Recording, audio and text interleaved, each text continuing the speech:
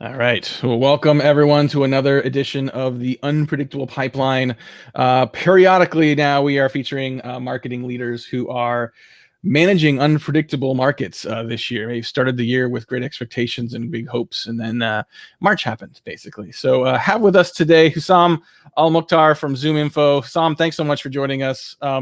You've got a pretty unique story here, not only given the role you have at ZoomInfo, but the fact that you took a job living in the San Francisco, moved to Boston to be with the team, to be at the office in Boston, and then immediately we're stuck in a hotel for 2 weeks. Talk a little bit about that whole experience. Oh yeah, that was really fun.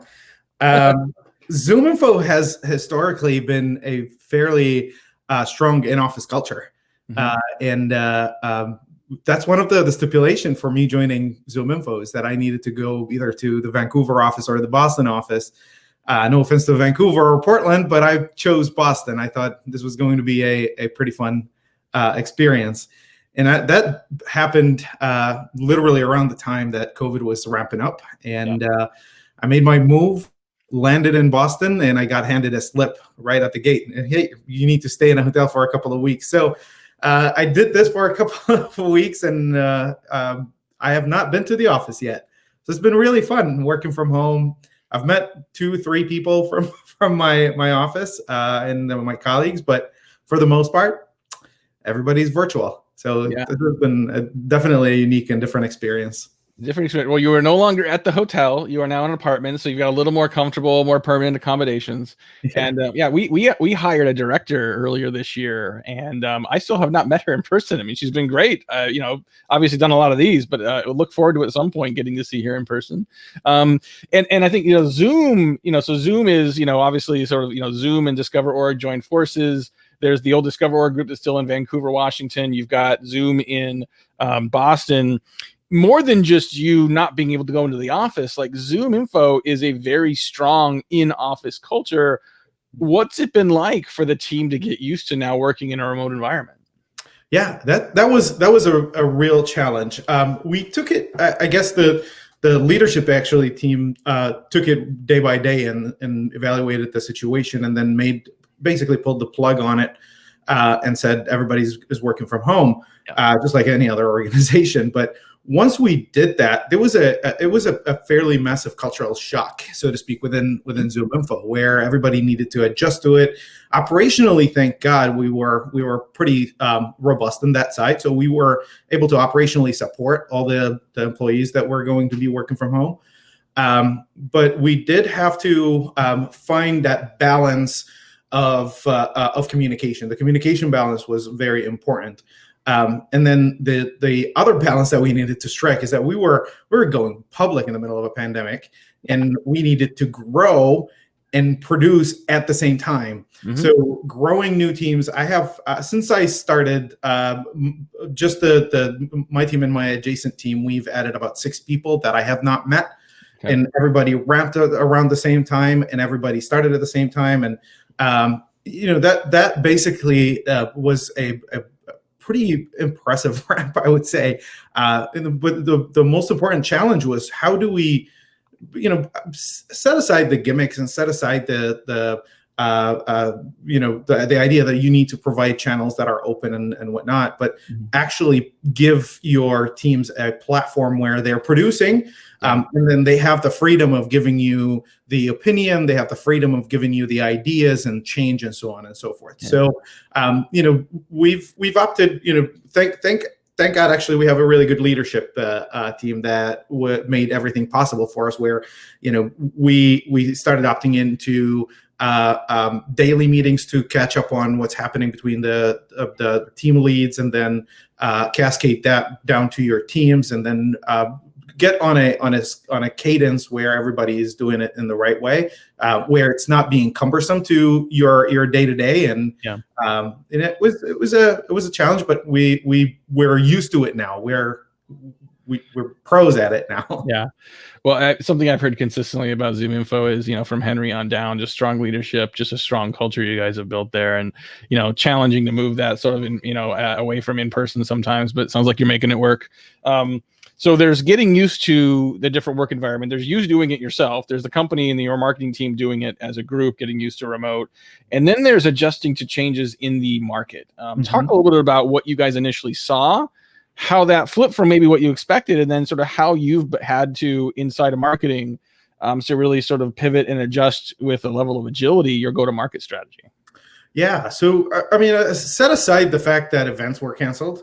And that's, probably any marketing leader that you talk to that would say, oh, events were canceled. So we got a pretty bad hit over there. We were able to really quickly move on to the virtual side of the events, and that helped us. What some of our expectations when the pandemic started happening or started popping up was the fact that maybe our enterprise segments are going to be the ones that hold us through the pandemic and the lockdowns and so on and so forth, and not so much so on the SMB side. But really quickly, we noticed that the SMB side is actually moving up really quickly. There is a lot more activities on the SMB side that these organizations are trying to stay afloat. They need to be more effective with their dollars, with their strategies, and so on and so forth. So we started seeing that shift, and the enterprise side started stalling a little bit more than we anticipated. That lasted for a little bit, but for us to notice this early on, to notice that, wait a second, the expectation is that SMBs is going to go a little down and enterprise is going to go up. Seeing that within the first couple of weeks helped us shift our expectations a little bit and our strategies and what we're focusing on. So it was interesting to have that expectation of one segment over the other, but then it was entirely not intuitive to us, to be honest with you. When we saw the numbers, we were like, hey, wait, what's going on? Well, this is an unprecedented year. I mean, I think, things that we, even as things shift, you sort of use our educated guesses on, here's where we think we need to pivot. Here's the markets we think are going to continue to buy. Here's the markets we think are going to slow down. I've heard countless stories of companies selling into hospitality, selling into entertainment companies, markets you would assume are dormant right now. But, these markets know that there's going to be a time after this, and they want to make sure they're in the right place for it. I know you guys saw a little bit of that as well, just sort of looking at industries and different vertical markets that were buying and not buying, and there were some surprises there as well. What were some of the ways that you were able to sort of identify some of that, and what were some of the ways that you were able to shift programs and resources to the more actively buying industries? Yeah, so the industries that you mentioned actually are the ones that what we saw creeping up. One of the ones that were highlighted for us was a company called Tentcraft, and they were exactly in that hospitality and entertainment industry. And when that went down, those guys decided that they actually need to pivot their business model into supporting hospitals and supporting remote clinics and things like that, and they needed contact information and so on and so forth. So the way that we've shifted our focus, our resources, was in supporting our product and actually making a value realization come in early.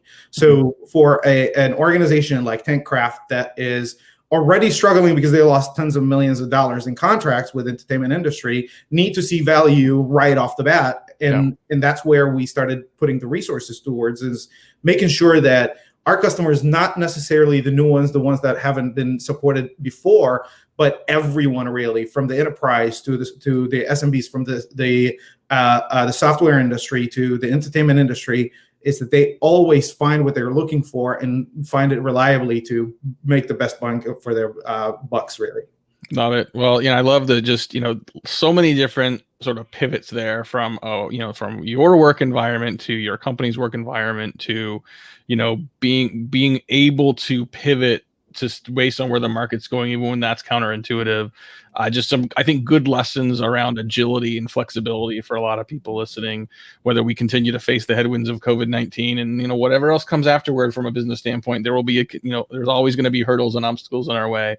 Hussam Al Mukhtar, thank you so much from ZoomInfo. Thank you so much for joining us today and sharing some of your ideas and insights around the unpredictable pipeline. Thanks for having me.